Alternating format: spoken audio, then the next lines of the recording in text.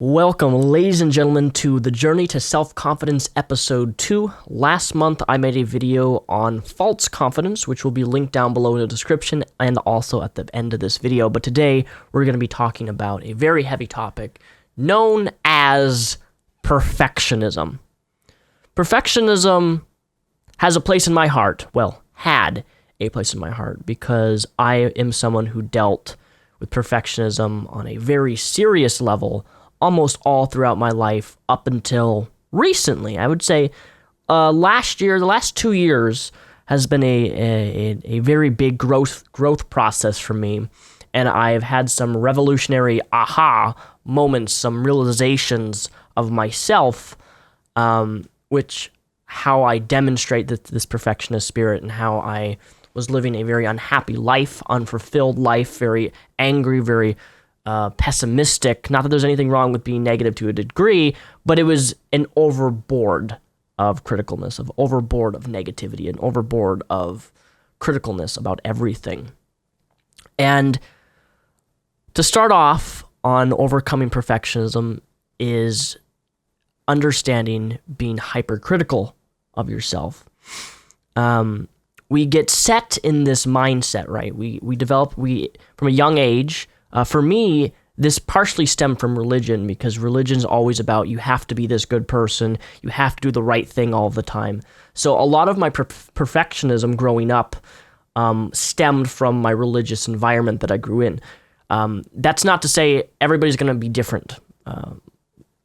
You may develop perfectionism because your parents hold you to a crazy high standard of achieving and getting perfect grades on everything. But this type of ingrained mentality of being perfect about everything, whether that be school, is unhealthy for you.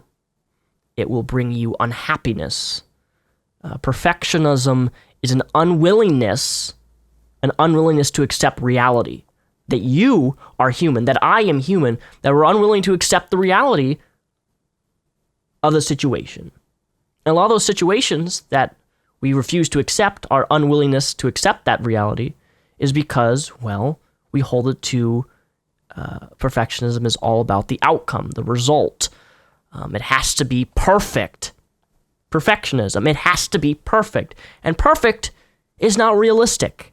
What I found myself is with this hypercriticalness of everything around me. This includes people, this included objects, this included every possible thing. Food, cars, relationships, people, family, is that this overcriticalness of your oneself also bleeds into your environment around you. You criticize every little nitpick thing you can possibly imagine, everything around you. By you doing this, you waste so much mental energy, but it ultimately brings you unhappiness. Now, unhappiness is going to be for a whole nother video on Journey to Self-Confidence, but the few points I'm going to mention here is number one, I want you to understand that perfectionism will ultimately bring you unhappiness. Always. Always. You can hide it and you can mask that as much as you want with your perfectionism, but it will bring you unhappiness because it's not realistic. It is negative energy. Not to say that all negative energy is bad, because I'm not going to say that. But this type of negative energy that perfectionism bleeds out from you is bad. Perfectionism only focuses on the outcome, the result.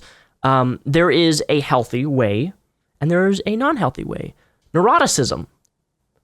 A lot of perfectionism is neurotic. What I mean by this is you go to college, you go to take a test, and there's a healthy way. Hey, I want to succeed on my test. If I don't get 100%, that's okay. I'm going to strive to do my best. That's what matters. You get 95% on your test. Neurotic perfectionism is, oh my fucking God, I can't fucking believe that. I hate myself. I fucking didn't get 100%. Why did I do this? I'm horrible. I'm stupid. I'm dumb. I'm never going to achieve my goals, my dreams. I'm never going to succeed because I got a 95 on my goddamn math quiz. You know? I dealt, when I was in college, I'm going back to college this spring actually, math was horrible for me. I struggle with math on an unfathomable level. Math is not my strong suit, never will. Very dyslexic. I'm not good with numbers. I failed my math algebra 2 which I had to take in college because I didn't qualify for higher math, I failed it 3 times. My dad had a stroke. He had to retire early. Therefore, he couldn't help me financially pay for my classes. So I paid out of it on my own pocket with YouTube revenue and the job that I was working. And I found that I failed 3 times. And I spent $600, so total 6 times 3, $1,800. I spent $1,800 of my hard-earned cash on something only to see myself fail 3 times. And it was hard. I beat myself up on a hypercritical level. I told myself I was worthless. I was stupid. I was never going to succeed. I could never do anything in my life. I'm never going to make it anywhere in life because obviously I can't fucking do basics algebra 2 goddamn math. So I'm going to set my future and just completely bash myself, and then I'm going to be overcritical of everything around me, including myself. Because being super critical of everything around you, if you're super critical of everything around you, every little nitpick, that means you're also super critical of yourself. That's how it works. Once you adopt some standard that you live by of being critical of everything around you, you're going to hold everything else, other people, to that same exact standard. Other things, other items. You're never going to be happy. Perfectionism is always looking for perfection. Always looking for perfect. You and I will find fault with everything. Everything. And that is a bad trait, to find fault with everything. You can't achieve happiness by finding fault with everything. See, this is for a separate video, but happiness, you want to know the key to happiness? Happiness is about acceptance. It's about acceptance. That's one of the biggest keys to happiness. And I have found that key. And I want you to find that key too. Super blatant cut, edit. I try not to do that in these videos, but my camera video died midway through as I was filming. Apologies for that. As I was saying, happiness is about acceptance. You have to be able to accept yourself. You have to be able to accept things around you as they are in order to eventually get to a point of true, utter happiness in your life. Perfectionism is the exact opposite of happiness. You can never be happy when you're a perfectionist, when you have that standard so high that anything other than that outcome, that result, will result in you beating yourself up, you telling you horrible things, that you're worthless, you're stupid, that you're ugly, that you're this, that you're that, you're this, that, this, that, and it just goes on and on and on and on. And you tell yourself these types of things, but it also has an external type of hypercriticalness that you throw towards the world and everything around you. I just want you to get that really clear, and I'm going to make a video separate on this, on how to get to that acceptance point. Journey to self-confidence. I think acceptance may be my next video that I do on this series. For those of you, in case you're wondering why I keep looking down, I have little notes because I have a lot that I want to say, and I need to be able to talk about it in the order in which perfectionism works. Now, something that I never realized up until like a year or 2 ago was that hypercriticalness of oneself actually is it's a form of procrastination. And I never saw it this way, ever. And I think most people watching this video will not see perfectionism as a form of procrastination. It's a form of procrastination. It's a very hidden, subtle. It's a form of procrastination that unless you're, for the most part, told that it's this, and you realize that it's a form of procrastination, you won't see it that way. Because the way that perfectionism hides itself in procrastination is that you focus your energy on beating yourself up. Therefore, procrastinating your mental energy, for example, you could be studying on an exam for school, your career, in med school, whatever you're going through, and you could be studying that. Instead, you're mentally destroying yourself. You're mentally telling yourself all these horrible things, and you're procrastinating because you're wasting your mental energy. And there's nothing more horrible than wasting your mental energy on beating yourself up mentally. Over years, it can get so ingrained into people that they know nothing other than beating themselves up on a mental level because of their perfectionism and their pride. Well, perfectionism has a hidden pride factor, but see, pride and unhappiness, they're not mutually exclusive. You can be unhappy and you can still be prideful. Perfectionism robs you of your inner joy because it's always striving to achieve that unrealistic reality, that unwillingness to accept that things can be different that they have to be a certain way all the time. I don't want to be some 40-year-old, 50-year-old man considering retirement and have no joy in my life. And there are people at this day and age who are in their 50s, 60s who have never gotten past this mental brick, this wall that they have set up. That perfectionism robs you of that joy. It will always rob you of happiness. We get under this delusion that somehow perfection equals excellence. And it doesn't. Excellence is not defined by your perfection, it's defined by what ultimately brings you happiness. That's my personal definition anyway. That may not be yours, you don't have to agree with mine. But the first step to acknowledging perfectionism is understanding that you have to process it. You have to understand that it's something that you have, and you have to acknowledge that it does exist. And I would argue that a large amount of people know that it exists. It's just they don't want to work the process of getting rid of it. Because, be honest, getting rid of this ingrained mentality that you have of perfection is hard. It's hard when it's been ingrained for you for so many years. But it's also unrealistic to expect, if you want to change out of this perfectionist spirit, to just stop it, like deadpan stop. You can't. Yeah, it's a process. It's a growth process. Growing is something that takes time, and it's something that you have to go through these certain steps in order to achieve and grow out of this perfectionist spirit. And many of you guys may not like me saying this, but if you are truly a perfectionist, the person that I've been describing in this video, critical, hypercritical of yourself and everything around you, and super just critical of every little nitpick around the world, you hate yourself. You hate yourself. It may be really, really, really, really deep down in those cracks of your inner being, but you hate yourself. You hate the world. You do. You have this heavy guilt, which will be another video, by the way, guilt, just flowing over top of you of all the things that you failed to do, that you messed up on, of this guilt upon yourself of you're not good enough, you're not this, you're not that, because you didn't get that exact amount of percentage on your math test, or anything for that matter, that doesn't live up to your expectations of the unwillingness of the reality that you have set for yourself in that standard. Your mind is a very powerful and destructive tool. It can be used to unlock potential for you to succeed and achieve things that you never thought could be possible. But in order to do that, you have to have the right mindset. And perfectionism will never get you to that point.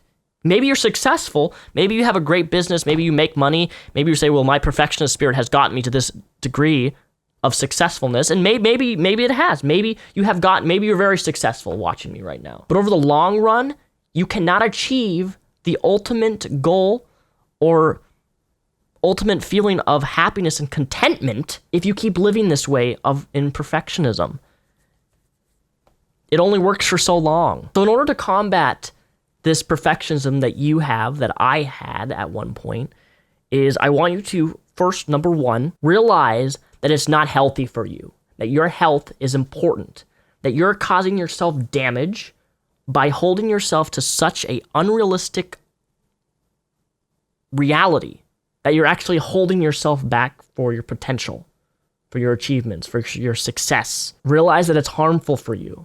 And if it's harmful and you acknowledge that it's harmful, that's the first step on fixing the problem. I also want you to notice about, you may say, oh, I'm not very critical of myself. Well, okay, maybe you're not. But I want you to observe yourself, and every time you criticize someone, I don't mean like actual constructive argument criticism. I mean like criticism like, oh, that's an ugly haircut, or this is stupid, or oh, they put tomatoes on my sandwich and I didn't ask for that. How critical are you of everything around you? Because the criticalness that you have towards everything outside, your external, the world around us, it correlates with your hypercriticalness of yourself. And sometimes it takes us a lot of time in order to see that us being critical of everything around us is actually because we hate ourselves and we're critical towards ourselves all the time. Believe me, when you sit back and you see how critical you are of everything around you, it's gonna be one of those wake up calls. You're like, oh fuck, and I'm critical of everything. I'm nitpicking things that are so petty. I'm wasting my mental energy on things that shouldn't even fucking matter. One of the ways that I realized that I was super critical of everyone and everything is, my parents told me, Daniel, you're super judgmental. When I lived at home, I was super critical of everyone, everything. A lot of it had to do with my religious upbringing, but it took a girl that I was interested in at the time to tell me, Daniel, you're super, super, super, super negative, one, but I don't want to be around you anymore because you're too critical of other people. It's not a an environment that I want to be around. She told me this. It was not an attractive trait. It was actually a turn-off trait that she didn't want to be around me because I was so critical of everything around. And little did I know is that's because I hated myself at the time, that I didn't like myself, that I was a perfectionist, and I held myself to such a high standard that it was bleeding off in the person I was interested in. And it was a wake-up call for me that, yeah, I was a very critical person at one point of everything. I would nitpick, and it became a way of my life, and it brought me unhappiness, and it brought me mental health issues, and I still have those mental health issues, but it definitely has helped changing and shaping the way that I think and the way that I hold myself to standards, but ultimately eliminating, and perfectionism will still bleed out for me every once in a while, but it's not nearly to the degree that it was where I was this neurotic person where I had to get everything right. One of the things that I would do is I would play the piano, right? And if I would mess up on a song, Toccata in D minor, I remember it was like a 7-8 page song that I did for a recital, right? And I performed this song, and during my last recital, I messed up. And because of that, I stopped the song, and I went all the way to the beginning again, which is not realistic. That's so stupid. Like, if you mess up in a song, you keep going, you make the mistake, you keep going. You don't stop mid-song and go all the way back to the start. But that's what I did. I have been doing that for years up until recently, and it's tough. And now I'm getting off topic talking about piano. Back to my point. Observe how critical you are of everything around you. That will say a lot about where you are in terms of how you criticize yourself. You have to work on your mental filter. You have to learn to accept things as they are, as reality, and learn not to find perfect, because perfect is not real. You have to let go and accept yourself. You have to let go of these things that you've been holding on to such a high standard of perfectionism for so long. And it's hard. It's hard for us to break that unwillingness to accept the reality for what it is. It's hard. It's not an easy. The journey to self-confidence is not an easy path. The perfectionism is one that you have to go through. You have to deconstruct and work towards and progress and acknowledge and grow to achieve the level of confidence that you want in your life. I want to thank you guys for watching this video. My Discord, my voice chat Discord is linked down below in the description. My video on the journey to self-confidence is also linked down below in the description. Today, I'd also like to recommend an audiobook through Audible. Audible is the leading site on audio books for your listening, entertainment, and enjoyment. They have a massive library. They have a great category of self-help stuff. One of the books that I read for personal self-actualization and development was How to Be an Imperfectionist, the new way to self-acceptance and a fearless living. You can try out and listen to this audiobook for yourself by using my vanity URL linked down below, audible.com/Mr. Repzion, for a free trial. I just really want to stress how important it is for you to have your personal development and personal growth as a person, and for you to be able to acknowledge these things. And I think this book, rather than my videos, or maybe my videos will be more helpful than a book, I don't know. But check out this audiobook. Their selection of audiobooks from self-help to fiction to science fiction is massive, and there's really always going to be something there for you to listen to. Audible.com/Mr. Repzion. And with that said, I'm going to give you my outro. And in my outro, there is a video link. You can click that, and you will be taken to my previous video on false confidence in my Journey to Confidence series. Thank you for watching, guys.